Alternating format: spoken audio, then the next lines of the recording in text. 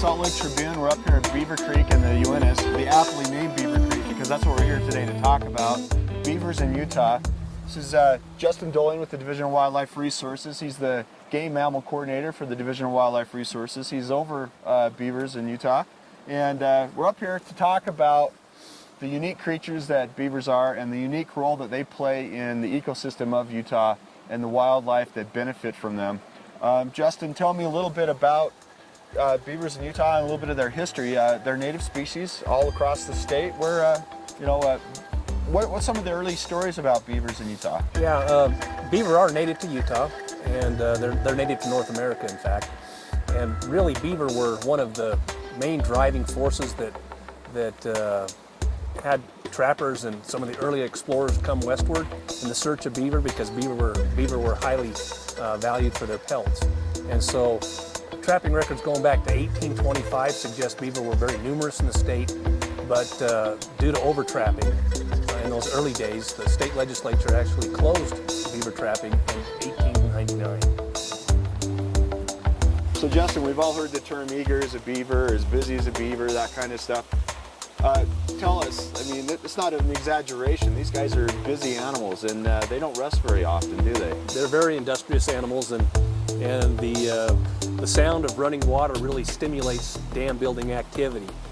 For whatever reason, it drives them crazy, and they have to continue to work on their dam.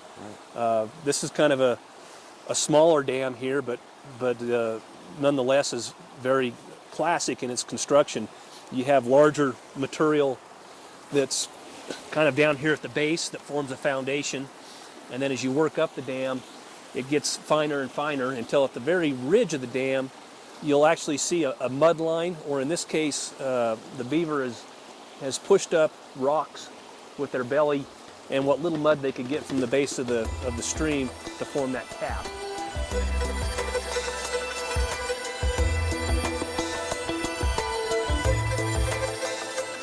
How do they survive the winter? They just crawl in the lodge and stay warm in there? And They use the lodge as a shelter for protection.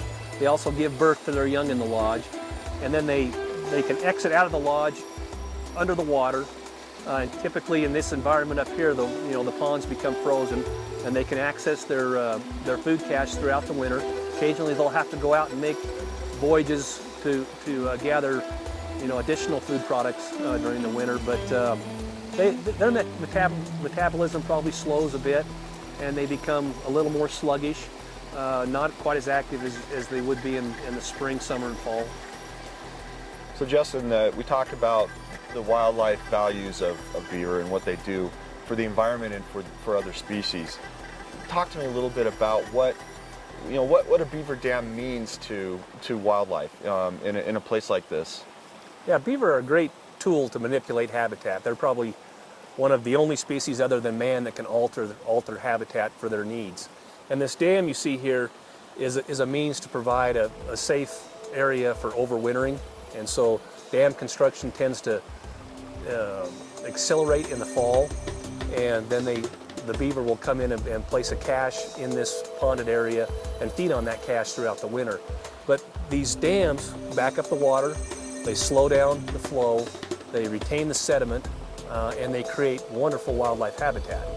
And all those things combined really makes beaver an important kind of keystone species in the environment. What kind of species benefit from this scenario here? We see a lot of willows, a lot of water, a lot of sedges you mentioned, root systems. What kind of animals are found here? Well, there's all kinds of birds that benefit from the ponded environments that are created by beaver. Waterfowl, shorebirds, passerines, big game animals come down and drink from the beaver ponds. Moose like to go out and actually forage in the middle of beaver ponds. Other species get secondary benefits from small rodents that live in adjacent to the vegetation that's created by the beaver pond. And so there's just there's a whole host of wildlife benefits that come from damming and beaver activity. Now there's some environmental values that the beaver ponds provide as well. Some water quality help and some temperatures and also some water storage capacity. Yeah, a series of beaver dams will actually change the hydrograph, and the hydrograph is the graph that would demonstrate how water from snowmelt leaves the mountain through a stream into either a reservoir or a lower body of water. And by having beaver dams, you tend to slow that flow. You extend the length of the period of wetness, which is all beneficial to the meadows, the habitat associated with the beaver ponds.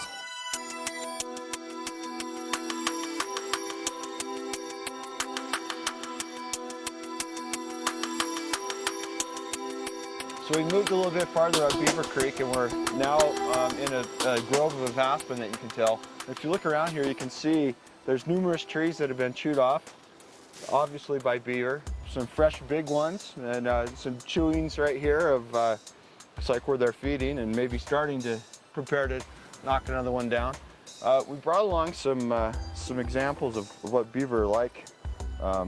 Here is the prized fur that, as Justin mentioned earlier, kind of set this idea of heading west in motion, coming out and collecting these hides for clothing and hats, I think. Exactly, I believe mostly women's hats, I believe. I'm not sure. You can see that tail. What is the purpose of that tail? That tail has a couple of purposes. One is it can act as a rudder to help navigate the animal through the water. They also use that tail for balance when they stand upright and they start to chew into a larger aspen. They can actually balance on that tail. And then that tail also serves as a warning to the colony when typically a beaver gets alarmed, they'll slap their tail on the water, makes a loud sound, and that flat surface really accentuates that sound. Yeah, now this is, you say, from about an 8-month-old beaver? That'd be my guess, about probably a 6 to 8 month old beaver, smaller beaver. Very well insulated. Oh yeah, beautiful guard hairs with an very thick undercoat. These longer hairs are known as guard hairs, and then we got this really thick undercoat, very warm, beautiful fur. Now let's, you've got a skull here of a beaver. Now is that a younger one as well? You know, I can't tell you the age on this beaver skull. It looks small to me, so I would guess it's probably a 2.5, possibly a yearling skull. But the incisors, and beaver are the largest rodent in North America, and the rodent family has incisors that are ever growing. And these two stained incisors, top and bottom, will continue to grow throughout the beaver's life.